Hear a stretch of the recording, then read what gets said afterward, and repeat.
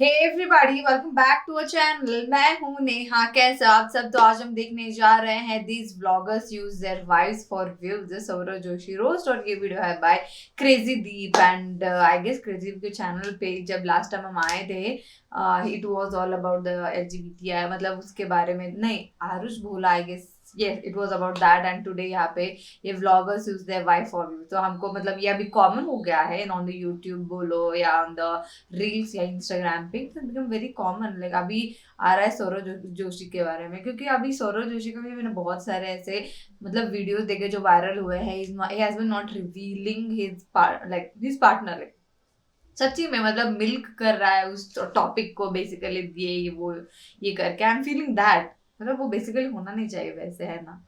सो या let's see how this video by crazy deep is going to B.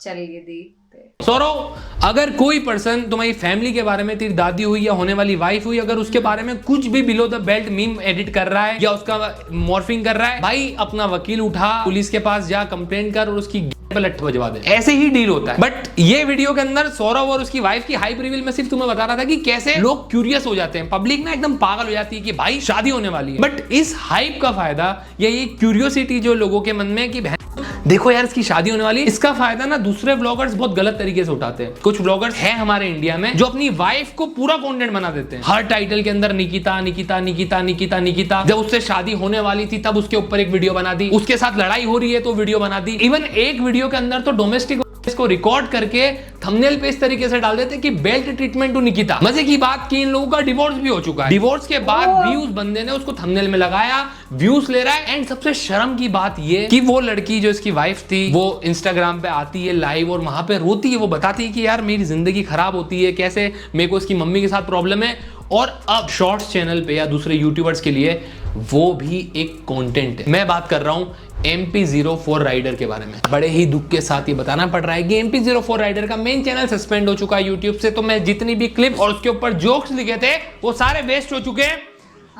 But still मैं तुम लोगों को बताना चाहता हूं कि कैसे हमारे सुमित भाई MP04 राइडर अपनी वाइफ को स्टार्टिंग से यूज करते हैं। फॉर एग्जाम्पल, उन्होंने शादी करने के पहले निकिता को लेकर अपनी मम्मी के साथ एक प्रैंक किया था कि मम्मी मैं तो शादी करके आ गया हूँ। मैं बोलता हूँ कुछ और प्रैंक कर लेते हैं, ये मत कर यार। हम लोगों ने शादी कर ली, ये मेरी सर्टिफिकेट है, पढ़ लो। अच्छा ये वाला देखा था अम्मा, शादी कर ली। अच्छा किया। अच्छा किया ना। हाँ। निकल यहाँ से, तेरी माँ नहीं हूँ, तेरे पापा नहीं है, भाई नहीं है, कौन नहीं है। तू शादी कर, अपनी बर्बादी कर, मेरा तुझसे कोई रिश्ता नहीं। तो आपने भी तो शादी करी, आपने भी तो अपने माँ बाप के खिलाफ नहीं करी। तो शादी क्या होती है? माँ बाप होते हैं शादी तो में, माँ बाप होते हैं। अरे अरे अरे मम्मी शादी का क्या कर रही हो यार? ये काय की शादी है? अरे उसको मत, अरे अरे यार वो मत करो। आंटी का जो बिहेवियर है उस लड़की के लिए वो बहुत गलती है। और ये चीज जब सुमित भाई ने प्रैंक किया होगा तब उन्होंने देखा होगा कि यार मेरी मम्मी इस तरीके से बिहेव कर रही है मेरी गर्लफ्रेंड के साथ, तो ये गलत है। वो चाहते तो ये पार्ट नहीं डालते, जरूरी नहीं था कि यार ये शॉर्ट इंटरनेट पे डाल के व्यूज लेना ही है, बट इन्होंने डाला। उसके बाद इन लोगों की शादी भी हो गई, इन्होंने बहुत फेक प्रैंक्स किए, ठीक है, शादी भी मिलकर कर ली। अब इनका डिवोर्स हो रहा है। एंड डिवोर्स का रीजन क्या है? फ्री का खाती हूँ क्या? मैं फ्री का खाती हूँ ना, मैं फ्री का खाती हूँ ना, मैं फ्री का खाती हूँ ना, मैं पागल हूँ, मैं पागल हूँ, मैं पागल हो गई हूँ तेरी माँ के चक्कर में।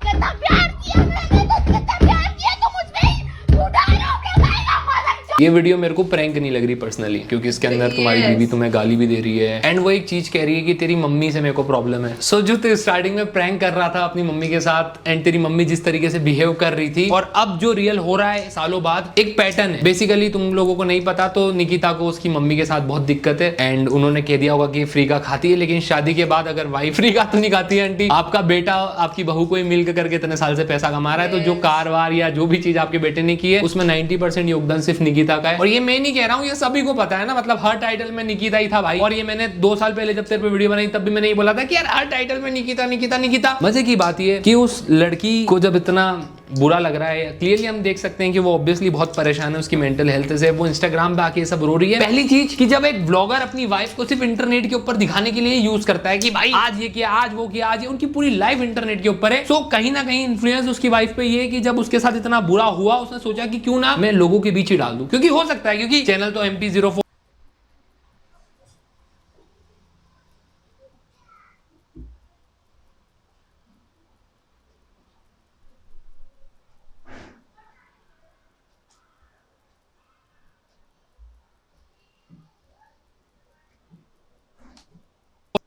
राइडर का है, कल को बीवी को छोड़ भी दिया तो लोग तो यही बोलेंगे भाई हमारा सही है, भाभी ही गलत थी। उसको खुद को सही प्रूव करने के लिए अब इंटरनेट के सामने अपनी स्टोरी भी रखनी पड़ती है। वो रोती है, वो चिल्लाती है, वो पैनिक करती है। और अब शर्म की बात है सुमित भाई, मैं तेरे से हेट नहीं करता, बट वो वाला जो टाइम था उनका, जो गंदा फेस था, वो लोगों के लिए सिर्फ कंटेंट बन के रह गया। वो शॉर्ट्स पे, इतने शॉर्ट चैनल पे पड़ा है, तुम्हारा चैनल डिलीट हो गया लेकिन वो वीडियोस अभी भी है, क्योंकि डिजिटल फुटप्रिंट कभी जाती ही नहीं। यही बस कहना चाहता हूं कि जितने भी ब्लॉगर्स अपनी वाइफ को यूज कर रहे हैं, एंड ये इकलौती वीडियो नहीं है जब वो परेशान है, ऐसे और भी एग्जांपल्स है। वो रात को आएगा, सो जाएगा, फोन देखेगा, सो जाएगा, कोई बातचीत नहीं, कुछ नहीं।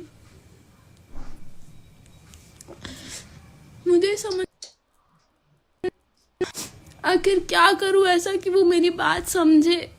मैं ये नहीं बोल रही कि मैं उसकी मम्मी के साथ काम नहीं करूंगी, मैं बस ये बोल रही हूँ कि मुझे जॉब करने दे, मैं उसकी मम्मी से कांटेक्ट कम रखूँ, क्योंकि उसकी मम्मी बहुत ही ज़्यादा बैकवर्ड है जो मुझे जीने नहीं दे रही अब, जो टोटली मेरे नर्व्स पे अटैक करती हैं। मैं बहुत सहन कर लेती हूँ, मैं बहुत अच्छी लड़की हूँ, मेरे मम्मी पापा ने मुझे बहुत अच्छी वैल्यूज़ दी हैं, मगर मैं और सहन। तो अगर तुम लोग ये वीडियो देख रहे हो तो यहाँ पे कमेंट भी आया है, कोई समझदार आदमी बोलता है do not bring it on internet, you will regret it. And यही पॉइंट है मेरा इस वीडियो का। इस वाली लाइव के अंदर भी निकिता ने बहुत सारी चीजें उनकी सासू माँ के बारे में और पति के बारे में बताई है। वो बस ये कह रही है कि मेरे को फ्री विल चाहिए यार, मैं काम करना चाहती हूँ, मैं इनसे दूर रहना चाहती हूँ। बट ऑब्वियसली तुम लोग सोचो कि डिवोर्स के बाद भी इनकी बातें छोड़ दो। फॉर एग्जाम्पल पारस ठकराल ने शादी करी थी, वीडियो के सामने बढ़िया सुहाग रात का सेटअप तक दिखा दिया था बंदे ने कि आज तुम्हारा यार तो सेक्स करेगा भाई। ऑब्वियसली यार हर सब्सक्राइबर को हक है जानने के लिए, मतलब पहले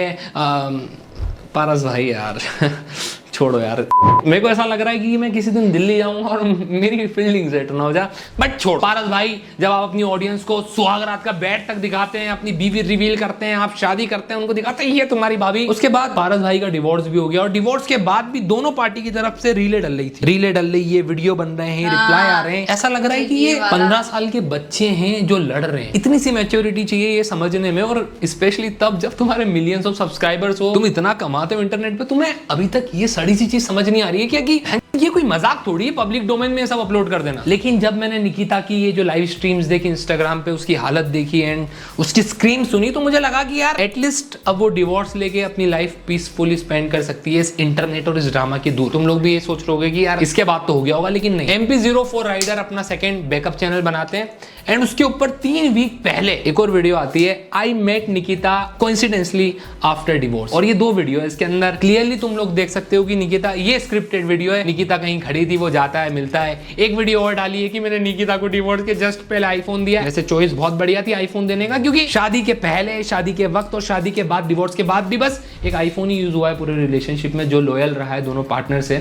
लेकिन अगर तुम ऐसे सोचो कि एक कपल जिन्होंने अपनी पूरी लाइफ इंटरनेट पे शेयर की, उसके बाद इस तरीके की वीडियोस आती है कि उसकी बीवी रो रही थी, चिल्ला रही थी, गालियां दे रही थी, एंड उसके बाद भी अगर ये व्लॉगर बेशर्मों की तरह डिवोर्स के बाद भी अपनी एक्स बीवी को इस तरीके से थंबनेल पे लगा दे और उसको अभी भी वीडियो में दिखाए, जरूरी है क्या कि हर चीज इंटरनेट पे तुमको डालना ही है? थोड़ी सी प्रिवेसी नहीं हो सकती क्या? मतलब तुम इतने टाइम बाद मिल रहे हो, तुम उसको अपोलॉजी मांगो, तुम उसको मनाओ, कोशिश करो। लेकिन अगर ये मनाने की भी कोशिश कर रहा है तो कैमरे के सामने, इससे साफ पता चलता है कि इसको फर्क नहीं पड़ता है कि मेरी बीवी माने, उसके ऊपर क्या बीत रही है, मेरी मम्मी नहीं मान रही है, उसको परेशान कर रही है, या इन दोनों के आपस में। सब कुछ इंटरनेट के ऊपर डालो क्योंकि लोग देखे, लोगों को ड्रामा दो एंड व्यूज आए। बट यहाँ पे एक पॉइंट है मेरा, कंक्लूजन, लेट्स सी। जो वाइफ है इनकी, जितने भी ब्लॉगर्स की, फॉर एग्जांपल पारस ठकराल हो गए, UK07 राइडर ने पहले इतनी सारी गर्लफ्रेंड को अपने वीडियो के अंदर दिखाया और कई बार ऐसा होता था कि लोगों को लगता था कि इससे ही शादी करेंगे। लेकिन ये इतनी बार हो गया कि अब जब उनकी रियल में शादी हो गई, उसके बाद वो अपने चैनल पे एक्टिव वीडियो डालते ही नहीं है। वही बात हो गई कि शेयर आया, पर जिस दिन सच में शेयर आया उसके बाद चैनल पे वीडियो आना बंद हो गई। लेकिन ये जो ब्लॉगर्स है ना, जो अपनी वाइफ और गर्लफ्रेंड के अराउंड वीडियो, वो नजर से गिर चुके हैं। लेकिन मैं जब इनकी बीवियों के बारे में, उनके POV के बारे में सोचता हूं तो मेरे को बुरा लगता है। तुम लोगों ने जिंदगी भर इनके साथ फेक प्रैंक्स, लड़ाई, घर के ड्रामे, डोमेस्टिक सब इंटरनेट पे दिखा दिया। तुम लोगों ने बाद में इनसे डिवोर्स भी ले लिया। तुम लोगों ने अपनी नई गर्लफ्रेंड लाके उसको भी मिलकर कर दिया। फॉर एग्जांपल 1 साल भी ये रिलेशनशिप में रहते हैं तो उस वक्त जितने भी वीडियो डाले उस पे 10-20 करोड़ व्यूज आ गए। 10-20 करोड़ लोगों के सामने तुमने उसको अपनी गर्लफ्रेंड बना रखा है, उसके साथ ड्रामे कर रखे हैं। फिर उसका रियल लाइफ में क्या है? वो पर्सन जब इंटरनेट के ऊपर आके अपनी फ्रस्ट्रेशन निकाल रही है, रो रही है, उसके बाद भी अगर तुम उसको अपने ब्लॉग में दिखा रहे हो तो उसकी लाइफ क्या है? जो चीज मैंने स्टार्टिंग में बोली थी कि भैया ब्लॉगर्स कार लेके आते हैं, कार चेंज करते हैं, कार दिखाते हैं, भाई वो तो मटेरियलिस्टिक चीज चीजें है ना यार, ठीक है, खरीदी बेची, बट वाइफ एक ह्यूमन बीइंग। और अगर तुम लोग ये सोच रहे हो कि दीप MP04 राइडर को तो तू बढ़िया रोस्ट कर रहा है, लेकिन सौरव जोशी को क्यों लेके आया? क्योंकि ये चीजें ट्रेंड ऐसे ही बनती है। फॉर एग्जांपल सौरव भाई ने अपनी बीवी दिखाई है और वो उनके साथ ब्लॉग बना रहे, व्यूज आ रहे हैं। MP04 राइडर भी थोड़ा उसके अंदर मसाला डालता है, ड्रामा,